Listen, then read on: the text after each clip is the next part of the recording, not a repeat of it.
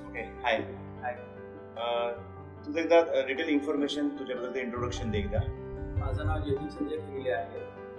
मी engineering pass out आहे. ह्या वर्षीच इंजिनिअरिंग कंप्लीट झालेली आहे आणि मी प्रॉपर लोणावळ्याचा आहे. तर मी इंजिनिअरिंगसाठी श्रीमती काशीबाई नवले कॉलेज ऑफ इंजिनिअरिंगमधनं मी माझी इंजिनिअरिंग कंप्लीट केली आहे. Bachelors of engineering in information technology. तू इंजिनिअरिंगसाठी स्पेशली पुण्यात आला आहे. हो. आणि मग ती इंजिनिअरिंग कंप्लीट केल्यानंतर पुढं काय केलं? मी इंजिनिअरिंग कंप्लीट करत असताना मी बऱ्याच ठिकाणी मी कोडिंग लँग्वेजेसचे क्लासेस लावले. पण झालं असं की त्यात पहिले 1.5 वर्ष तो लॉकडाऊन होता. त्यामुळे घरात बसूनच ऑनलाईन चालवत होतं. तेव्हा मी ऑनलाईन क्लासेस लावले. C++चे लावले, जावाचे लावले आणि पायथनचेही लावले. तिन्ही लँग्वेजेसचे लावले. बिकॉज तेव्हा ते फर्स्ट इयर आणि सेकंड इयरला त्या लँग्वेजेस होते. तर लावले, पण ते काय मला तेवढं कळालं नव्हतं. 1-2 पॉईंट वगैरे असे एक्झामला वापरण्यापुरतं झालं माझं. तेवढंच फक्त झालं माझं. पण जे म्हणतात ना की अरे नॉलेज आहे, क्लास केलाय कम्प्लीट, तर नॉलेज आहे आपल्याकडे, असं काहीच नव्हतं. मी झिरो होतो पूर्णपणे.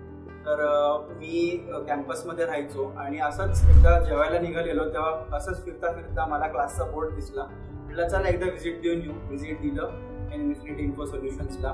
तेव्हा प्रसाद सरांना मुख्यात भेटणं झालं माझं. प्रसाद सरांसोबत जेव्हा माझ्या गप्पा रमल्या तेव्हा मला असं वाटलं की ह्या सरांकडे आपण क्लास लावू शकतो. की हे सर नॉलेजेबलही वाटले आणि त्यांना नॉलेज एक्सप्रेस करता आलं जे त्यांच्याकडे आहे, जे नॉलेज ते कन्झ्युम करतात. आणि मी कोर जावासाठी त्यांच्याकडे 2 महिन्याच्या बॅचला एनरोल झालो. आणि तो बॅच एनरोल केल्यानंतर मी जेव्हा तो बॅच कम्प्लीट झाला, त्या बॅच कम्प्लीट होताना एक माझ्यात कॉन्फिडन्स होता की जर तुम्ही मला जावाबद्दल जे मेन 4 पिलर्स असतात जावाचे, त्याबद्दल तुम्ही काहीही प्रश्न विचारले मला, मी सॉल्व्ह करू शकतो. मी कुठलाही कोड समोर आणा, मी सॉल्व्ह करू शकतो, एवढा कॉन्फिडन्स मला आला. मी कोर्स जॉईन करायच्या अगोदर 0 होतो. पण कोर्स जॉईन झाला, कोर्स कम्प्लीट झाला, मी एक वेगळ्या टेंजंटला होतो.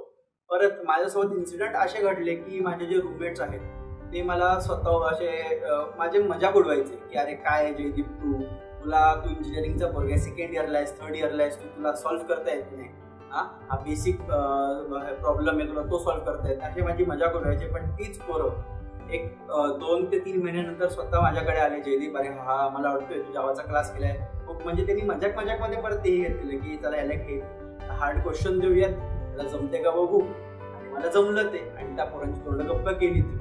मला ते एक प्राऊड वाटतं. आणि अजूनही माझे मित्रच नाही, रूममेट्सही नाही, तर बाकीचे जेवढे माझे मित्र आहेत किंवा अदर दॅन दॅट माझे जे भाऊजी आहेत तेही एक डेव्हलपर आहेत, त्यांचेही बरेचसे डाऊट्स मी सॉल्व्ह केलेले आहेत. त्या लेवलला मला प्रोफेसरांनी पोहोचवले. त्या बाबतीत मी आनंदी आहे. Very good. खूप चांगली तू अचिव्हमेंट मिळवली. कुठला कोर्स कम्प्लीट केला तू या इन्स्टिट्यूशन? सुरुवात मी कोर जावाने केली. कोर जावाचा 2 महिन्याचा कोर्स माझा कम्प्लीट झाला. त्यानंतर काही महिन्याचा मी ब्रेक घेतला, 1-1.5-2 महिन्याचा अंदाजे ब्रेक घेतला.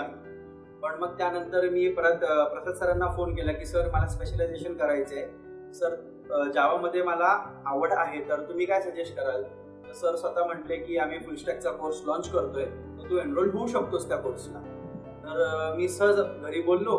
घरचे पण ॲग्रीड होते की हो लावून टाक तू, बिकॉज घरच्यांनी रिझल्ट बघितलेले माझे. सो एनरोल झालो मी. आणि जेव्हा एनरोल झालो ना तेव्हा ते जे नॉलेज मला गेन झालं, मी जे नॉलेज करंटली कन्झ्युम करतो ते एका वेगळ्या लेवलला आहे की लाईक मी कुठलाही जावा डेव्हलपरच्या इंटरव्ह्यूला जाऊन मी क्रॅक करू शकतो, हे माझ्यात पोटेन्शियल सरांनी उभं केलं. तर त्या कोर्समध्ये सरांनी सुरुवात तर कोर जावानीच केली. परत जरा रिव्हिजन घेतलं कोर जावाचं. मग GUI डेव्हलपमेंट म्हणजे ग्राफिकल युजर इंटरफेस डेव्हलपमेंटमध्ये एंटर केलं आम्ही. त्याच्यामध्ये सरांनी आम्हाला बेसिक आपलं सर्कल्स वगैरे सगळं म्हणजे एका क्लिकवरती सर्कलची साईज वाढवणं, छोटी करणं, त्याचा कलर बदलणं, बेसिक त्याच्याने स्टार्ट केलं.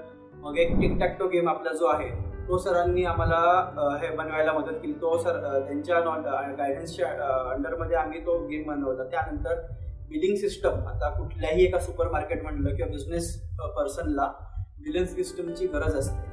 तर सरांनी आम्हाला प्रत्येक इंडिव्हिज्युअलला एक वेगवेगळी प्रकारची बिलिंग सिस्टम, जसं की माझ्या एका फ्रेंडला सुपर मार्केटची आलेली, माझ्या एका कंपनीची बिलिंग सिस्टम सरांनी सांगितली बनवायला. बिलिंग सिस्टम बनवली. आणि उलट जस्ट बनवली अशी नाही, ती समोर एका कंपनीला मी विकली सुद्धा. त्या बाबतीत मला एक प्राऊड आहे की मी ते माझ्या रेझ्युमे मध्ये ऍड करू शकतो की मी एक बिलिंग सिस्टम बनवली आहे. नुसतं बनवून नाही तर मी तिला समोर कंपनीला विकली आहे. Good, very good. म्हणजे थोडक्यात या इन्स्टिट्यूशन मध्ये तुला प्रोजेक्ट हँडलिंग सुद्धा कळालेली आहे. हो. इंटर्नशिपचं काय आहे त्यामध्ये? इंटर्नशिपचं सरांनी जसं आता GUI आमचं डेव्हलपमेंट झालं, त्यानंतर servlet, JSP, Hibernate, Spring ORM, Spring Boot हे सगळं सरांनी शिकवलं. आणि जसे सरांनी ते शिकवले तसे सरांनी आम्हाला प्रोजेक्ट्स दिले की हे प्रोजेक्ट्स आहेत, मला कम्प्लीट करायचे. आणि आम्ही जेवढे स्टुडंट्स होतो सरांच्या अंडर, तेवढ्या स्टुडंट्समध्ये सरांनी कॉम्पिटिशन लावली की ज्याचं प्रोजेक्ट सर्वात चांगला तो पुढे एका कंपनीला दिला जाणार. आणि त्यातला एक प्रोजेक्ट माझा दिला गेला. त्यावर ते मला आनंद आहे. ते सरांनी असं आम्हाला म्हणजे सरांनी शिकवलंही तेवढ्या आनंदाने, आम्ही तेवढ्या आनंदाने ते ग्रास्प केलं. सरांनी शिकवलं तेवढं आम्हाला समजलं.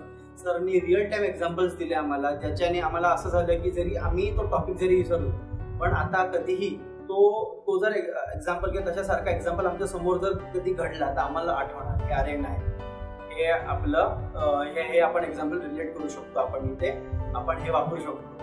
जर आता मी जर इथे कोडिंग करत असतो ह्या रिअल टाइम वर्ल्ड मध्ये, तर मी हा कोड टाईप केला असता, इथे मी हे केलं असतं, डबल कोट्स मध्ये हे टाकलं असतं, इथे सेमीकोलन दिलं असतं आणि मी हे एक्झिक्यूट केलं असतं कोड. हे असं आम्हाला म्हणजे आता सरांनी जे नॉलेज दिले ते कधी विसरू शकत नाही. आम्ही फक्त एकच की प्रॅक्टिस करणे आहे. ओके, आता नेक्स्ट काय प्लॅन आहे तुझा? म्हणजे कोर्स तुझा कम्प्लीट झाला? कोर्स कम्प्लीट झाला माझा, सरांकडनं ही कोर्स कम्प्लीट झालेला आहे. आता माझी इंजिनिअरिंग कम्प्लीट झालेली आहे. मी आता माझ्या मास्टर्ससाठी प्रिपरेशन सुरू आहे माझी. करंटली मी IELTSचं प्रिपरेशन करत आहे. येत्या जानेवारीला मी आयर्लंडला जाणार आहे.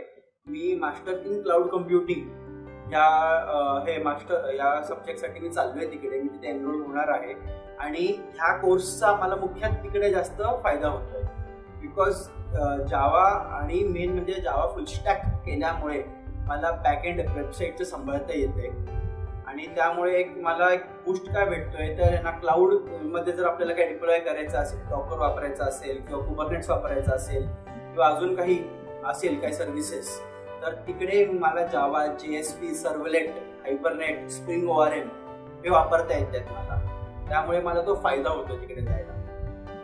ओके, गुड, चांगला एक्सपिरियन्स तुझा. एक शेवटचा प्रश्न आपण विचारूया. महाराष्ट्रातून बरेच विद्यार्थी ज्यांना प्रोग्रामिंग शिकायची असते ते पुण्यामध्ये येतात आणि ते वेगवेगळे इन्स्टिट्यूशन सर्च करतात. तू त्यांच्यासाठी काय सजेशन येतोय तुझ्याकडे? मी असं म्हणेल सगळ्यांना, जेवढे हे स्टुडंट्स महाराष्ट्रात येत आहेत त्याने एकदा तरी प्रसाद सरांना भेटलं पाहिजे.